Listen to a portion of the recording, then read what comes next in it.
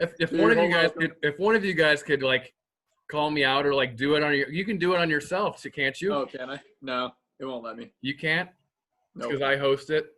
Yep. Oh crap. All right, start us over. Edit that out. Hey, we're not going to get killed for all your political hot takes at the beginning. So True that. Yeah, but I feel like if we don't say it, we're going to get killed for that, and we're just assholes. Yeah, because we have so many viewers and so many critiques on all of our. We do. We don't want to piss Grayson off too bad, you know. Yeah, I know. All right. Well, apologize to everyone who missed the first 7 minutes of the 3-Point Play podcast. Like we said, we did do a quick synopsis of the current issues that are going on throughout the United States and the NBA and the whole sports world, and the messaging that the players and everyone have stepped up on and delayed and postponed their games in light of the current situation. So we did touch on that briefly. I know we didn't record it, obviously, but we do stand with the players and support their messages that of unity and Black Lives Matter and everything that goes along with that. So, but again, I know we already kind of touched on it, but Luke, with the Nate McMillan firing, that the Pacers they extended him a week ago. They got their asses swept, and now what's next? So I was preparing myself as soon as they got swept for all the injury excuses to come out and for them to essentially say, there was an outside chance for like a big time trade, maybe trading away Oladipo for another all-star for a wing perimeter player. Yeah. But I was pretty much preparing myself for a message of we haven't been healthy in the last 2 or 3 years, and we're going to run it back with the roster that we have. Because I think I saw someone put it out on Twitter the other day that the intended starting five of Brogdon, Oladipo, Warren, Sabonis, and Turner logged like 80 minutes together. 80 minutes throughout the whole season? 84 minutes, and they were like plus 17 or something, like really good. It really is interesting how like it was always at least one of those guys. Like it was obviously Oladipo for the first half of the year, and then Brogdon was out for like a good short while. I don't know if Warren was ever really out for an extended amount of time, but then obviously Sabonis didn't play for the last whole bubble and the last part of the season. So it's an interesting approach and an interesting spin that I think they could probably, in theory, get away with. But I mean, it's just kind of the same old story, I think, like you said. Yeah. So now I'm wondering, with the new coach, is that what they're going to say is going to be the catalyst for the success next season? And is this also, the timing of the extension and the firing right after, is it a conversation that they had with Oladipo and they're trying to learn from, kind of let him pick the coach? Yeah, mistakes they made with Paul George and kind of let their star player have input in their front office decisions. I mean, it'd be – Go ahead. I just think, like, Nate did a good job for the hand that he was dealt, because this roster's weird. Like, you're playing two bigs. Like, I would say – I mean, they were the 4th seed in the East, which is fine, right? And they got swept in the playoffs. I would say the series that he coached against the Heat, probably not his best, but he was also missing his best player. Like, how much different is it if Sabonis is there? Yeah. Right? Like, that was clearly a terrible matchup for the Pacers. I thought they played really good in game 1 and still lost. So, I mean, I feel like Nate did a good job, but I do think there's a plan here. Like, he got fired, and there's gonna be some roster change. I think they have a plan. Like, when he gets fired and immediately they come out and they talk about Mike D'Antoni, who's not even been fired yet from Houston, but if they lose this series to the Thunder, he's going to be out too. There's a plan. They have multiple plans, probably. Depending on who they can get, they're going to do like this. An A, a B, and a C, like a primary plan, a backup to the backup plan. Like our president hasn't had for this whole pandemic, but whatever. Okay. Well, you want to wait back into the politics? I didn't think we're going back into the political world, but here we are, Jamesy. Thank you. Thank you, everyone. Get it out there. Thank you, everyone, for listening to the 3-Point Play podcast. That'll be all for tonight. Thanks. Okay. So we think who's your primary? What's the number one option in your mind then, Luke, for coach? Or I mean, what would be if you were okay? Not to steal from Scotty's segment from last week. If you're Pritchard, if you're the Colts Pacers GM, what are your moves this offseason?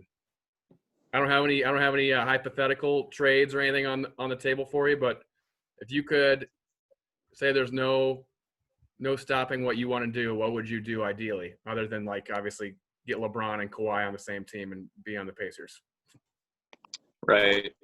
I think obviously priority number one, especially now, is get a competent coach in here. Not that Nate was incompetent, but don't do the same thing you did last time where you just said, "Oh, you're here already. All right, Nate, you can have the head coaching job," without really even conducting a search. Yeah.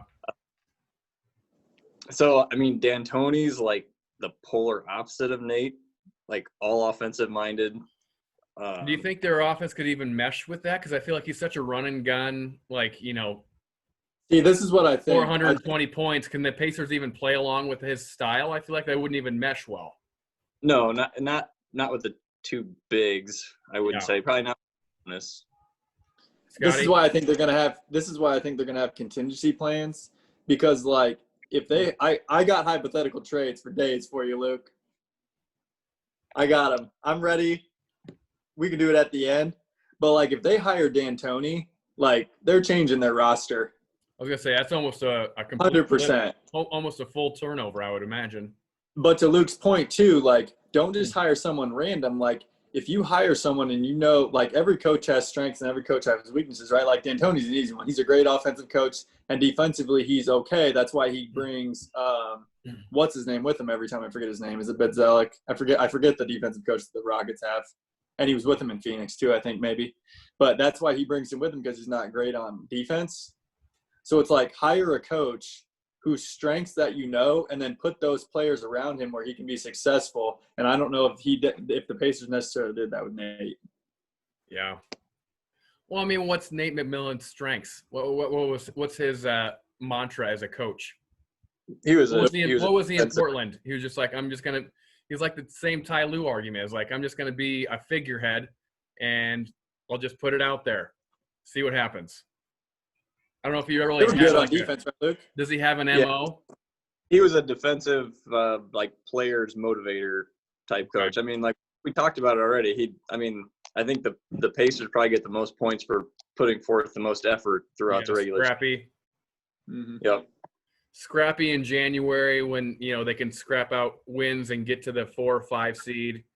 When the lights are on and they have to actually perform and compete with the top tier of the NBA, they get their asses swept, obviously. Yeah, that's essentially who he is. I mean, I think it's say at this point. Which, if you're the freaking Chicago Bulls and you haven't made the playoffs in 6 years, you take that. If you're trying to scrap together some young guys and make a playoff berth so your fan base doesn't completely want to murder Jerry Reinsdorf, you take it, I guess. I don't know. So, I'd go with Kenny. Yeah, so that was the other. So Woj tweeted out D'Antoni, and then he also said a program builder. That's Kenny. Yeah. So when you say Kenny, Jamesy, for our listeners and watchers out here, who do you mean by Kenny? Kenny Atkinson's New Jersey Nets. Okay. Just got fired, but he definitely built their young players up. But I don't know, would you say the Pacers are young? I mean, they got what's Oladipo, like a top 20 player in the league? Sabonis was an all-star. I mean, that's what, top 30 at the least. They probably have four top 30 to top 40 players on the roster between Brogdon, Oladipo, Sabonis, and then Warren apparently in the bubble regular season. Top 40 in the bubble. Yeah. We'll see if it's. But So you say But D'Antoni's your number one option, or what are you saying for your 1, 2, and 3 coaching preferences?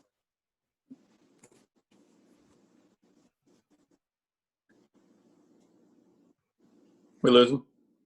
Luke, you there? Yeah. Oh, you asked. I thought you said Jamesy.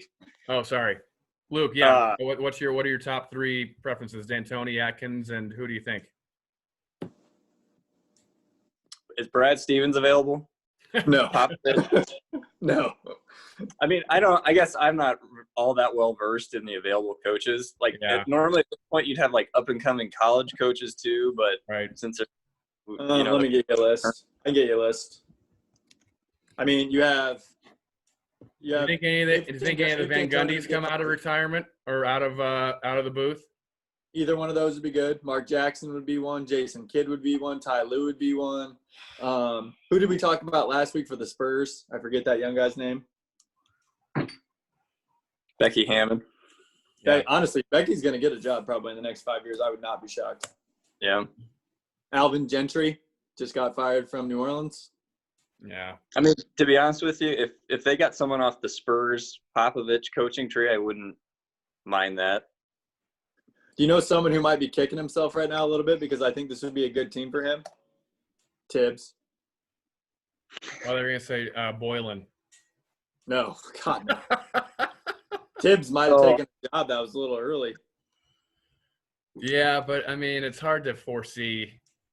I don't know. Boylan, I would agree. Like the working styles and kind of the scrappiness and the team that's already kind of constructed, I feel like fits a lot more on the Thibodeau mantra than going to New York. But yeah, I mean, this seems more like his team. They're a little tougher. They scrap. yeah, play defense. Yeah. What about David? They're also extremely injury prone. So When he plays them 40 40 minutes. Yeah. Right, 5 of those guys right into the ground. Right. David So Fizdale's available. What's that? David Fizdale's available. Jerry Stackhouse is available. Yeah. I think Jeff Van Gundy would do a great job with this team too. So would Stan. Stan's good too. I don't like Stan. I just want Stan for the post-game pressers. Comedic relief. Yep. So we'll see. I mean, obviously priority number 1's coaching. There's no real insight there. And then I think you got to somehow get a little bit more underplay, get a good defensive wing, 3-and-D type player. And that probably means that one of the big men is gone, and potentially it sounds like Oladipo just isn't happy. Like, yeah, I was gonna say, even if you let Oladipo choose the coaches, is that a guarantee that he's gonna be around for the long haul? Because you could cater to his every need. But if he's like, yeah, I'll pick the coach and then I'm going to walk in a year or two, whatever his end of his contract is it really worth it? Yeah, who knows? Yeah. Don't worry, I got GM for a day questions for you. Okay. Yeah, I have some too. So nice. Well, with that, I mean, I was going to say, I don't know if we really have a really specific agenda because obviously with everything that's kind of gone on over the last 48 hours, there's no real specific games to talk about. Obviously, I had a Celtics Raptors preview ready, but it's probably not appropriate yet. Let's wait to see when they're going to actually play. Yeah, that was just going to be my next point, is that I know Celtics Raptors is really the only second round that's ready to go, and that's on pause for the foreseeable future. So we can definitely touch on it, but I think we could transition really quickly just to, the next segment of hypothetical GM. You want to go that way? A few more coaches for you. Okay. Brett Brown is now available. Yeah. Just saying. Brett Brown. Luke's not impressed. Juwan Howard, who did claim that he is staying at Michigan. Do we think Billy Donovan gets fired if the Thunder lose, or you think the fact that they tied up the series that he's still going to stick around?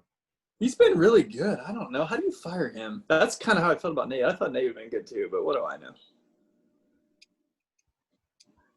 I don't know. When the Rockets went up 2-0, and I'm like, I thought the Rockets they were going We're to in trouble. grass.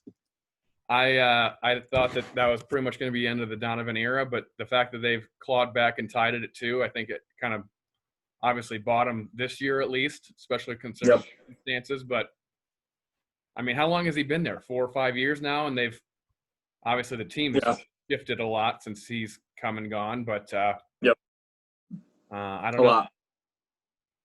Darvin Ham's a name I've heard a lot. He's interviewed at for a couple jobs too. He's the assistant right now for the Bucks. Did he play for the Pacers at one point or no?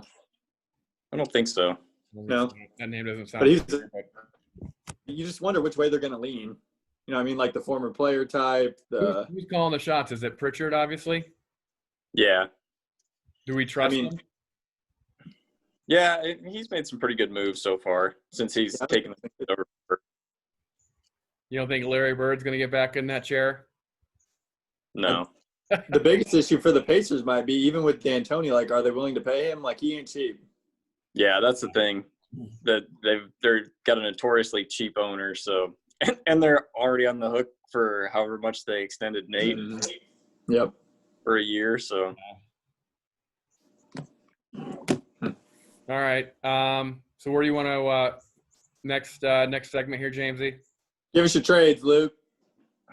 Yeah, your hypothetical trades out here. Let's go. Let's play GM. Some of them are probably redundant with some of the ones you have, but okay. So this one was on the Simmons Russillo pod. Yep. Oladipo and Sabonis, or Oladipo and Turner for Embiid. Ooh. I'm a hard no. On which team are you representing? Pacers? If I were the Pacers, I would say no, because I think Embiid – I'm out on Embiid, I think. I would trade Embiid if I were Philly. You could sign me up for that every day of the week. I was going to say, if I'm the Pacers, I'm taking that trade all day. Oladipo and Sabonis for Embiid. I feel like Sabonis and Oladipo have reached their peaks in terms of what they can be as a player. And you know that, and you might as well sell as high as you can on them. And I don't know. I'm not as big on Embiid either, but I feel like that he'd be great with their roster. Huh? He'd be great with the Pacers roster. It's a bunch of shooting. I think he'd be that piece that they would need, because they're kind of that old school, get a big man, revolve around the big man, as you could see Sabonis' success this year. Yep. I think he would just take that to the next level in the way they play. But obviously the coach changes that. But just to answer that question, I would take that trade in a heartbeat if I were the Pacers. In that hypothetical, they're not hiring D'Antoni then, right? No, yeah. I would think that. All right, I like it. Okay. Next one. This one was floated around last summer. I don't think he's available, but Sabonis for Jaylen Brown. I don't think the Celtics make that trade. I don't either. I would do that 100% if I were the Pacers, but I don't think the Celtics do it either. Jaylen Brown's been awesome. I would not trade. And so that's why I say Sabonis doesn't change the Celtics for the better. Like, I feel like he's a good player, but they're not the type of guy. They're not the type of team that needs or plays with a big man. I'm sure Stevens could figure it out to make it work, but he'd figure it out. Little two-man game with Tatum and Sabonis. Be pretty good. Mm-hmm. Would be good. I don't know. I mean, that's an interesting. I do that all day if I'm the Pacers. I think they could have pulled it off last summer, even though Sabonis hadn't made it to an All-Star yet. But Jaylen Brown hadn't had the showing that he showed himself to be this season yet either. So he's been really good. Yeah. Those are some good mocks there, Luke. You got anything more? No, let's hear Scott's. Okay. All right. You're the Pacers in all these. You're going to try to trade me Jrue Holiday, aren't you? No, I already did that. We've already talked about this. We've talked about this via text, not in the pod, and it was a hard no. None of them are Jrue Holiday. Some of them would never happen probably, but I just want to hear what you have to say. So you're Pritchard. Sacramento calls. We'll give you Bagley and Buddy Hield for Turner and Vic.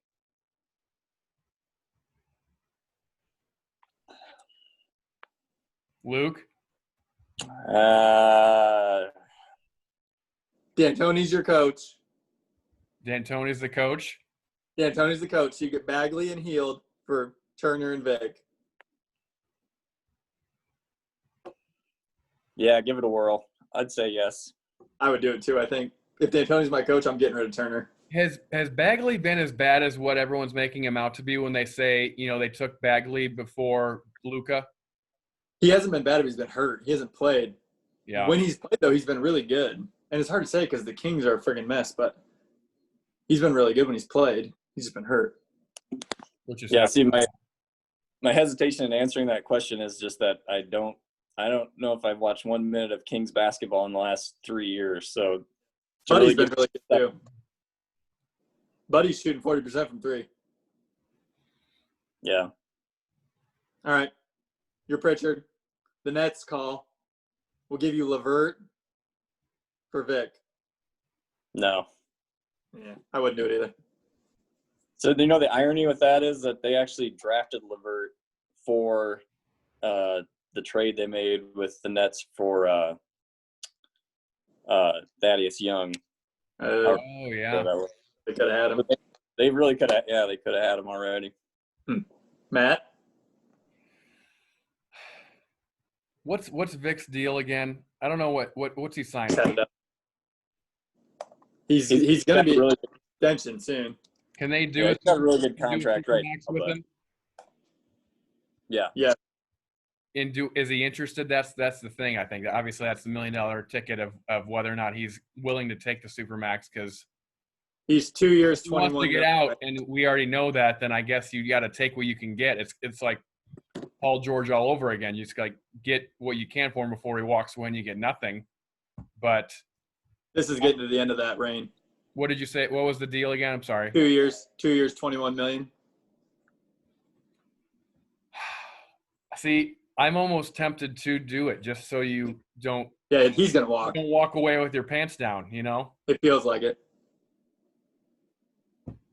Okay. That's hard to swallow. It was hard to swallow to let Paul George go, but obviously you came away. I think they're still the winner in that deal, obviously, because OKC's got nothing. 100%. So I would probably make the deal. I don't know if LeVert would be my first choice. If I would probably dangle him out there a little bit more to see if there's any other buyers if I'm actively trying to shop him. But I got more. Okay. Not for Vic. The Spurs call. We'll give you LaMarcus Aldridge for Turner. I kind of like Turner better at this point in his career. Yeah, Aldridge doesn't shoot, or he did shoot threes this year, but he hasn't been known. It makes it weird with Aldridge and Sabonis. But I feel like the Spurs might trade Aldridge because I don't know. He didn't come to the bubble, and it was weird. Well, Aldridge is so old too. I feel like he's going to be continuing to break down. Yeah, he was good this year, but he got hurt. That's why he didn't come. But you wonder if he could have toughed it out and played. That's been his MO since he's been young in the league, and it's going to continue to be his MO as he obviously gets older. And it's just right. You're going to get him for half the season, and who's to say he's even going to be available in the playoffs if you even make it there? Turner, what's Turner's deal then too? I don't know any of these contracts. 4 years, $18 million. Oh, I'm not taking on LaMarcus's deal. I think LaMarcus has 1 year left. He'd be a buyout or getting rid of the contract off your books thing. Yeah. Yeah, I don't think I'd take that. We got just for the record, we got about 8 minutes left. If we want to do more hypotheticals or anything else we want to talk about in terms of. I got six more. Second round. 6 more, and I saved the best for last. Okay. I'll be quick. Quick yes or no's. Celtics call. We'll give you Hayward for Vic. No. I would say no too. Yeah. No. Talk about injuries. Okay. Yeah, I'd feel bad for him because, man, he looks really good sometimes, and other times he just looks terrible. Okay, Golden State call. No, sorry. Cleveland calls. We'll give you Kevin Love for Turner. No. Yes. You're in on Kevin Love? I mean, I don't think you could play Kevin Love and Sabonis together, but you have to make some more deals to reshape your roster. But I mean, if you're just looking at the two different Have you players, seen Kevin Love's contract, Luke? Look it up. They pay a premier free agent. You pay Kevin Love 2 years, $50 million, or the fuck he's making. 4 years, 28.9. Okay, I'm way off. That's still a lot. That's a lot. That would probably put the Pacers close to the cap. yeah, I mean, you're right. It's not a good deal. And he's a for- shell of yeah. what he used to be. Yeah, He's not getting you 20-20 anymore. He can still shoot. He'll get you rebounds. I just heard him talk today on a pod. He said he could get 15 rebounds a game if the team wanted him to. The teams that he's played on just haven't wanted him to. They want him to shoot threes and be on the perimeter so he can't go rebound. He's got a good point. All right. Golden State calls. We'll give you Wiggins for Vic. no. No. Okay. Wiggins never did it for me. This is one that for my own personal, I want it to happen. The Lakers call. We'll give you Kuzma and Caruso for Vic. Absolutely not. I'm out on that one. All right. Okay. I actually had this one before Nate got fired. But I thought the Rockets might be in trouble and they might fire D'Antoni. So I put Houston fires D'Antoni. We'll trade you, and they get a coach who wants to, like, play normal. We'll trade you Eric Gordon for Turner. Ooh. Yeah, probably. I would do that. I would do that. Yeah. All right. And then Nate got fired, and then they talked about D'Antoni. So what do you think about this? Harden is like, fuck you guys. I'm not playing for another coach who's going to make me, like, run plays. And he's like, trade me to the Pacers. So the Pacers say, we'll give you Turner and Vic, and you give us Harden. Oh yeah, for sure. I'm just No saying, shit. it could happen. I mean, you Who got was to the think, Pacers coach then? D'Antoni.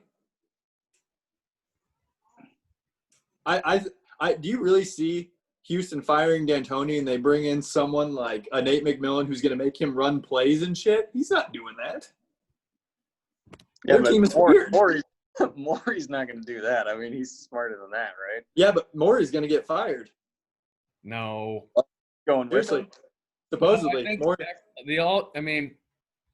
for those premier teams, I feel like with the bubble, the excuse is too easy. You're like, well, it was unprecedented. You know, it was just a different time. None of our players were bought in. They could spin it so easy to be like, hey, it wasn't our fault. We're gonna come back next year in December and be the team we want to be. I mean, I don't know. Yeah, honestly, I thought pretty much everyone was going to get a free pass this year, but every team that's gotten bounced so far didn't make the playoffs in the bubble has shook up. Yeah. You heard it. You heard it here first. If Houston loses to the Thunder, D'Antoni is getting fired and Morey is right behind him. All right. There's another 100%. guarantee from Scott Wessel for the 3-Point Play podcast. FYI, I'm Marcus 1 for 1 Smart because the doing? Lakers are going to win in 5. Blazers in 7, you said? Yeah, Lakers in 5 again. Does this still count in 5? I don't know. I think it does. Counting it. FYI, I hope everyone knows when we say you heard it here first that we're just joking, being smartasses. I think that goes without saying. All right, you never know. People take All right. charge weird, but I do. All right. I really do think if Houston loses to the Thunder, he's getting fired. I did like your Marcus Smart take, though, last week. Dude, I just haven't had a chance to watch the Celtics that close for that many games in a row. But man, if you watch them multiple games, it will piss you off because their other players are so good. Marcus does not need to shoot. I was so mad. Yeah. Ugh.